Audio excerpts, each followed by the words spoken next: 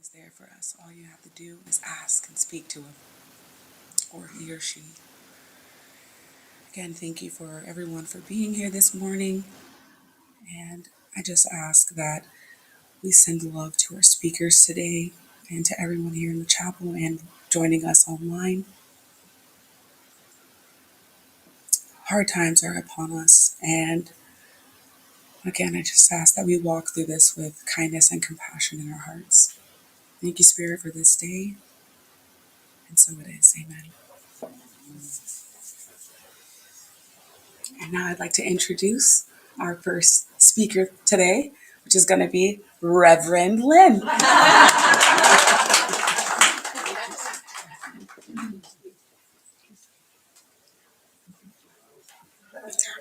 Good morning, everyone.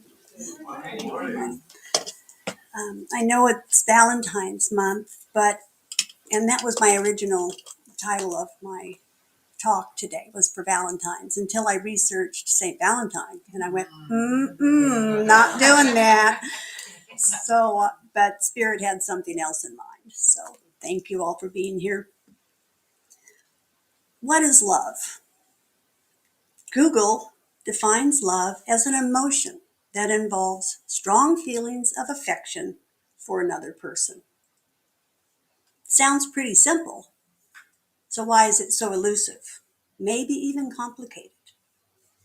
Love is a combination of trust, values, personal expectations, and plans for the future. But then there are also many kinds of love that we share with our family, friends, our partner, as well as our loving, furry little friends. We use the word love quite a bit. We use it just to describe so much, and I feel it's a good word to use. It's filled with high energy, it's beautiful, and it's so needed in our world. Every living thing everywhere is connected. On some level, it is connected, and we are connected by the earth we walk on, the sky, and the air that we breathe. We hear and talk about unconditional love. Do we practice that? I question myself frequently. Is that unconditional love? I know, for one, that it is a hard practice, but I feel it is very necessary in our world today, and a noble cause to try to accomplish that. We have people and situations in our lives that maybe we don't immediately resonate with, or just kind of rubs us the wrong way sometimes. And it's hard to have unconditional love under those circumstances. I have found in my life, if I can find one thing, one trait, or one talent that this person or situation has, then I can grow in love for that person. And it can grow and start from there. Maybe the situation is not to my liking, but it is probably helping others. So I want to focus on that, because I can love that. It's helping somebody here and somebody there, and that I can love. Or a person didn't quite connect well with that.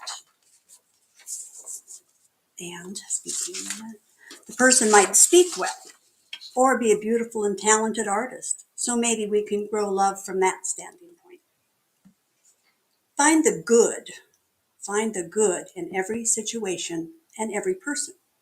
When we do that, we can look at things differently. We cannot always see someone's feelings, but I have witnessed compassion, and compassion is love in action. The Buddhists say that compassion and love are two sides of a different coin, so they do come together. Compassion cannot exist without recognizing our connection to all living things. We grow our compassion by being aware and honest of who we are, and then seeing that in others. When we are able to stand strong and face our own situations, our pain, or maybe even our own insecurities, then And only then will we have the strength to help others face their challenges. And isn't that a big part of what life is about? Helping others?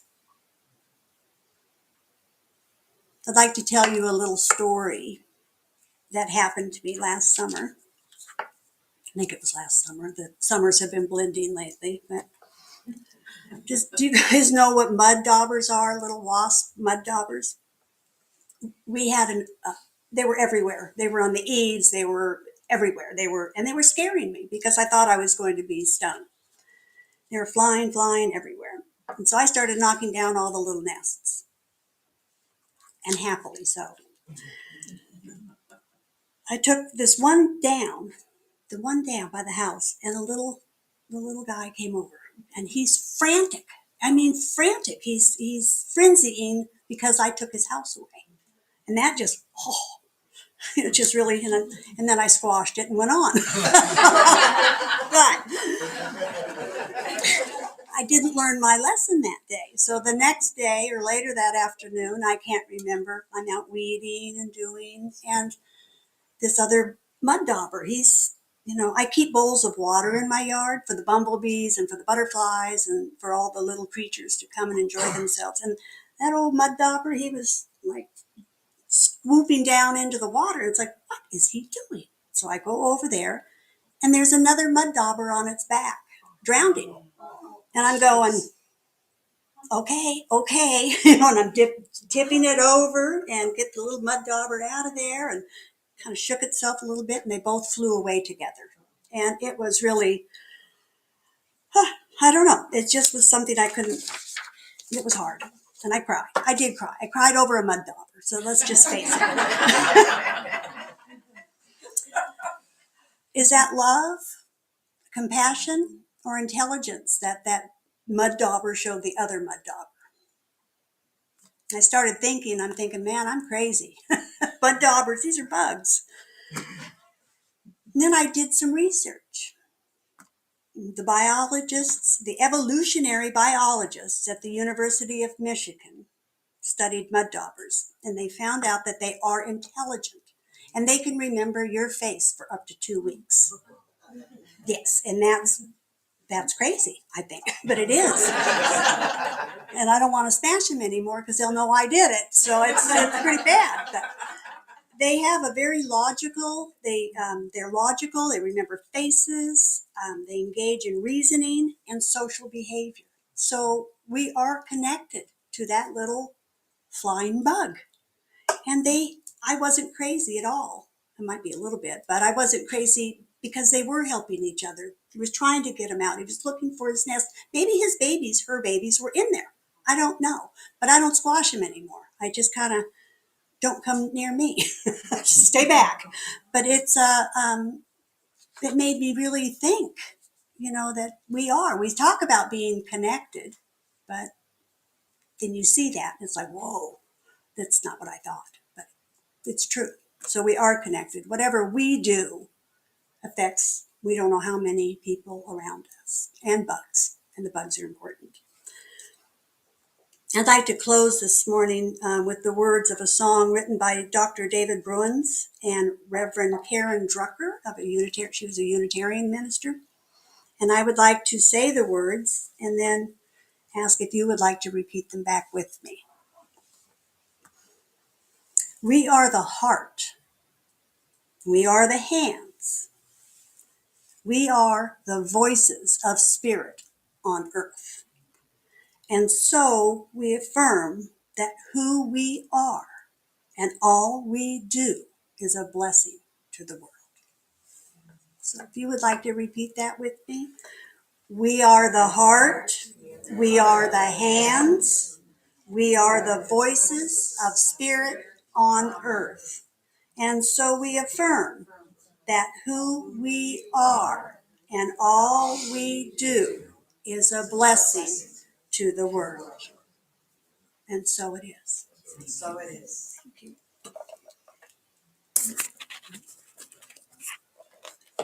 And now, Reverend Madge.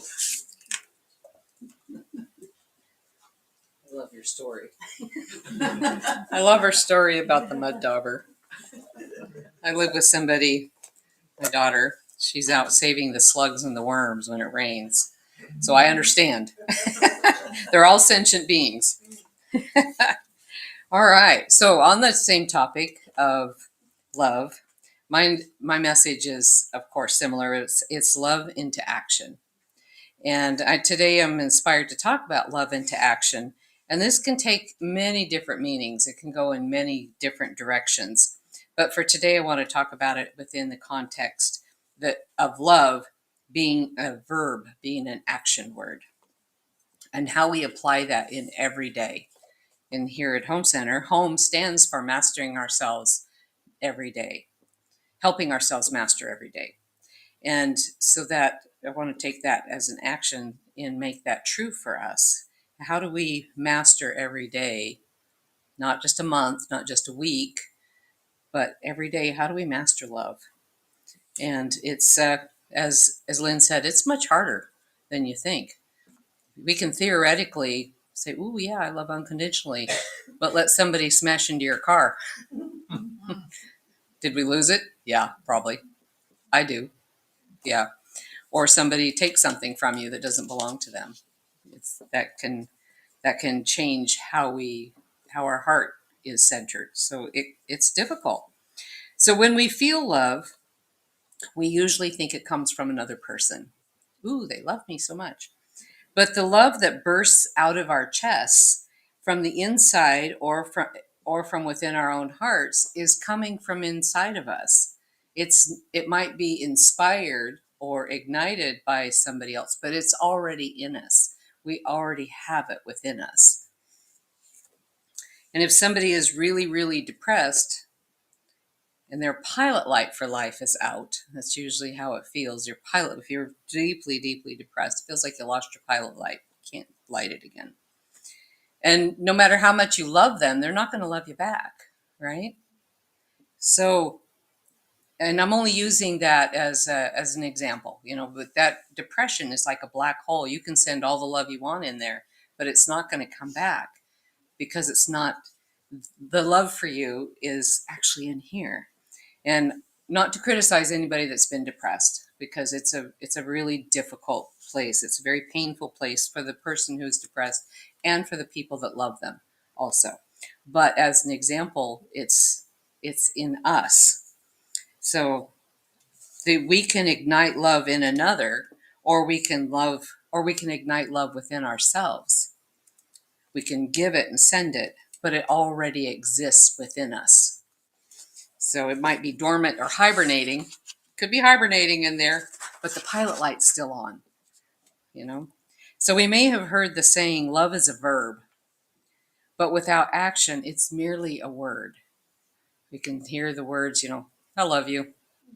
It's like, yeah, really? I don't feel it. There's no action behind it. There's no energy. There's no vibration. Or I love you. That has vibration. It has action. It has a feeling to it. So we can say it. We can say any word without action, or we can say it with emotion. And the emotion is that it's energy in motion. So that is an action.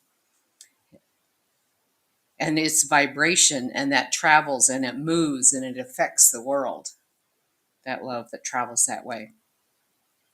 I always struggle with this one. Ephesians, that verse in that section of the Bible.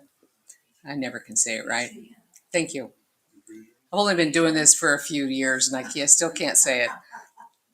Anyway, in this section, it's a great verse. It says, watch what God does, and then you do it. Like children who learn proper behavior from their parents, what God does is love you. Keep company with him and learn to live a life of love. Observe how Christ loves you. His love is not cautious, but extravagant. He didn't love in order to get something back from us, but to give everything of himself to us. Love like that. So it doesn't matter if this is a verse that was written by our modern day luminaries, or if it was watched on TikTok, or it doesn't matter if it was written 2,000 years ago, yesterday, or 1,000 years ago.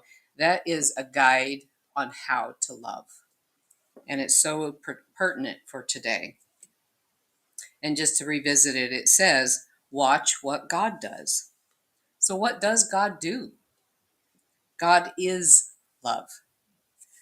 And that's what he does. And I'm using he as the pronoun that I'm most comfortable with because it's just so natural. I don't see that as the big guy in the sky with a big beard. It just is. So just clarify where I stand on that one. So it doesn't matter what we do. Love never stops. It's never diminished and it can never be destroyed. So watch what God does and then do that. Sounds easy. It is a tall measure. And I don't have the capacity to love like God.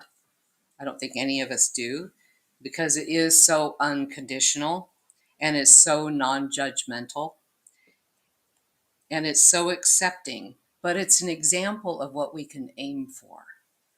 We can imagine what God would do and then aim for it. Not feel like a failure because you didn't reach it, but it's like, I want to do that. I'm going to strive for it. When we have a difficult situation, we can ask ourselves, what would God do? They say that, I've heard people say, if Jesus walked in right now, what would he say? It's like, ruh-roh. But we can think about that. If we have a difficult situation, what would God do in this situation?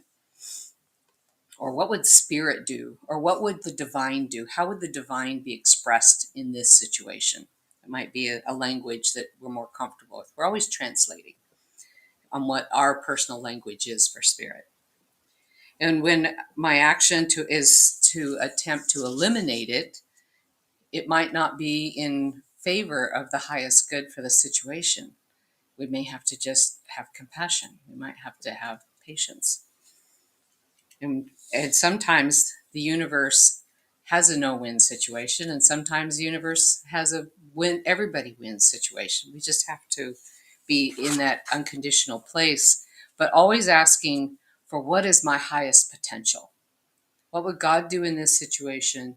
And what's my highest potential to reach that? And we can get pretty far. I have a wonderful story about a grandson and a grandpa. We love grandpa stories, right? So this grandfather found his grandson jumping up and down in his playpen, and he was just screaming at the top of his lungs.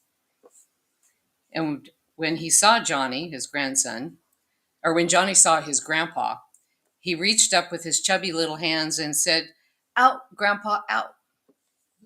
So it was only natural that Grandpa reached down to lift up the little guy, just as the mother stepped out and said, "No, Johnny, this is a consequence. So you have to stay in." Well, the grandfather was at a loss of what to do because the child's tears and his chubby little hands were reaching up and just grabbing a hold of his heart. You know how that is, right? It's like, "Oh, please let me just hold him." But the mother's firmness was correcting her son's misbehavior, and it had to be respected. So now the grandfather faced the situation of love versus law. Uh-oh. But love found a way. The grandfather could not take the youngster out of his playpen, so he crawled up into the playpen with him. Yep, respected the mother's wishes, didn't take him out, just crawled in with him. Isn't that the cutest? So that is the love of God. That's universal. That's universal love. And that's the kind of love that God has for us, the divine has for us, the Spirit has for us. We're not going to be lifted out of our difficult situations. We're not going to be lifted out of the consequences of our actions. But God will curl up with us and be there with us no matter what the circumstances are and support us as we learn and grow. That's a given because that's unconditional. If we have people in our lives that are around us that make us feel uncomfortable or grate on our nerves in the wrong way, God isn't going to take those people away from us, not going to create a separation from us like, God, please just get them out of here. Nope, that's not going to happen. God's going to leave them there for us to learn and grow with, but stand there with us, teaching us and supporting us all the way as we learn and grow. So that is bringing love into action. That's watching what God does and doing it too. Spirit will bring us the lessons and the people that are going to help us grow the most. That sometimes is not a pretty scene, but it's going to be the ones that are going to help us grow the most. And we're going to try to get away from those opportunities, or we're going to go within and discover what it is that we are holding that makes us uncomfortable. And no one has the power to diminish you. Remember that. If you don't already believe that, there is a little tiny piece in there that will never, ever, ever be diminished. We all have a family member that drives us nuts, right? Or a neighbor, or a friend that we call our friend because they're still good people, but they drive us nuts. Or that crazy cousin that sends those zingers that kind of make us look sideways or hurt our feelings. Or some crazy aunt, and we wonder where in the family tree they came from. Everybody's got one of those, right? But we don't leave the family because of it. They're there to teach us and grow us and be a part of the collective. So we work through it and we find a way to love our crazy aunt, our zinger cousin, the ones that cause us difficulty, and the best we can. And we continue to grow by it. The situations in our lives have no power over us unless that's alive within us. So we always need to look within. They're driving me crazy, but what is it in me that's still alive in there that even is reacting to it? So my favorite sentence or line in that verse that I just shared is, his love is not cautious, but extravagant. Don't you love that? I love that sentence. His love is not cautious, but extravagant. God or Spirit's love holds nothing back. It's big, and it's lavish, and it's exquisite, and it's not careful. The last part of this verse says, he didn't love in order to get something from us, but to give everything of himself to us. So we need to love like that. Love just is. It's not a strategy. Oftentimes in relationships, people use love as a strategy to get their needs met. It's not a tool. It's not something you withhold or you hold on to when you don't get what you want. That's in compassionate communication. It was so interesting watching Marshall Rosenberg. He was the curator of that model of communication. I went to one of his conferences and somebody in the audience was speaking up about her relationship with her husband, and Marshall would say, and she was talking about the situation and her response. He'd say, "How does that make you feel?" Anyway, she was talking about all the responses, and he goes, "That's a strategy. That's a strategy. That's an unmet need." And I thought, man, I'm not saying the word. I don't want to be called out like that. But it was so fascinating because we do use love sometimes in relationships as a way of strategically getting our needs met. But really, it's always within us. That's what it's teaching us. And if we turn to source and that unconditional, unbridled, extravagant love, we will always feel the love that we need to feel. We don't need to pull it out of somebody else. But we can share it. We love to share it. Sharing that kind of love is beautiful. So it's not a tool. It's not anything that you hold back from to get your needs met. But divine love is just as available to the murderer, the beggar, Wall Street, Bill Gates, all the politicians in the world as it is to us. That same love, that same quantity of extravagant love is available to everyone. So let us bring love into action in how we live every day with our families and with our friends and with our beloved community. So let's take a few minutes. I have a real short exercise, slight meditation for us to connect to that. So close your eyes and get yourself centered. Take a nice deep breath. And let's bring into mind somebody that bugs us. We all have one. Somebody that gets under our skin. And just bring them to mind, or somebody that we just have a little bit of a strife or a struggle with. Picture them in your mind. Feel the feeling of what it is they generate within us.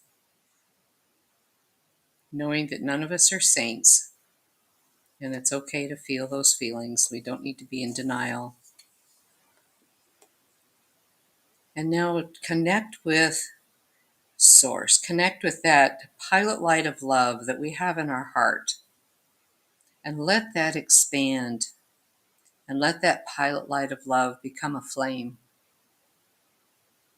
Connecting to that God source within us. That spark of heaven that exists within the inner sanctum of our heart.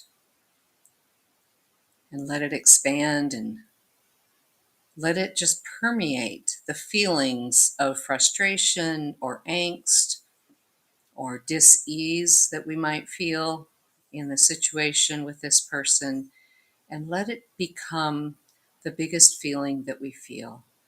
And let this feeling overcome the feeling of frustration, the feeling of irritation, the feeling of distrust, the feeling of whatever it is that that person generates. And ask yourself, what would God do right now with this person? And imagine what God would do, and then do that. What does an all-loving God know about the heart of the other being?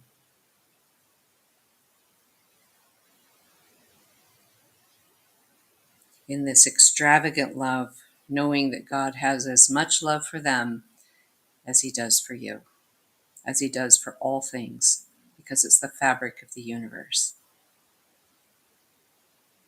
You don't have to do anything to receive it, it just is. And take that same action and know that you can emulate this in every aspect of your life, in every situation, to bring peace, to bring harmony, healing for yourself and others, and just elevate yourself in the vibrational frequencies of the universal vibrational frequencies of God. Raising our vibration, knowing that that is what we will attract more of as a co-creator of the universe, and bringing love into action. And let love be the action that you do every day in every way. Take a nice deep breath and bring yourself back into the room, holding on to that to utilize it throughout your days and week.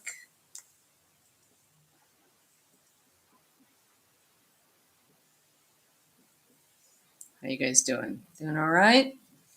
Back with me? All right.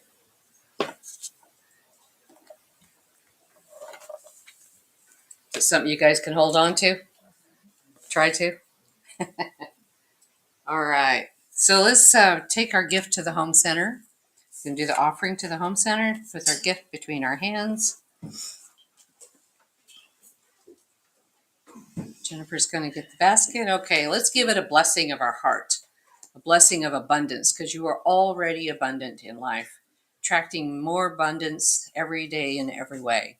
And we bless it with your love and your energy, and we see it blessing the home center and moving through the universe in the flow of life, in the flow of abundance, coming back to you 100 times, blessing you with all of your wants, needs, and desires that are going to serve your highest and your greatest good. Amen.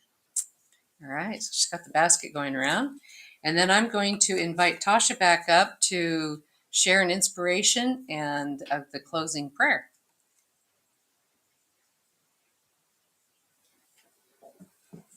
So I actually have a joke for you guys today as the basket's going around. It's a pretty funny one. So a little boy was kneeling beside his bed with his mother and grandmother softly saying his prayers. Dear God, please bless Mommy and Daddy and Grandma and give us a good day tomorrow. Then he suddenly looked up and shouted, "And don't forget to send me a bicycle!" "God's not deaf, son," his mother said.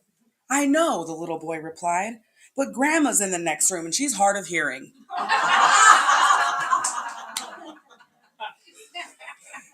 That's a good one. He knows where source is. Oh, right. Right next door. Please join me in our closing prayer. Thank you, Spirit, for the messages of love today. And I just pray and ask that all of us carry that love in our hearts and that we send that out into our community and into the world and let that love reverberate through the community and through the world.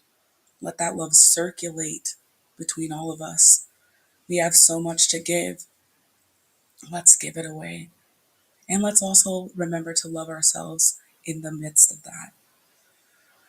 Show each other compassion and kindness, and say nice things to people when you see them walking down the street, and spread that love. Everybody deserves a smile, and everybody is worthy and deserving of that love. Thank you, Spirit, for all of us being here on this day and for our messages that we received. And it is in your name I pray. So it is. Amen.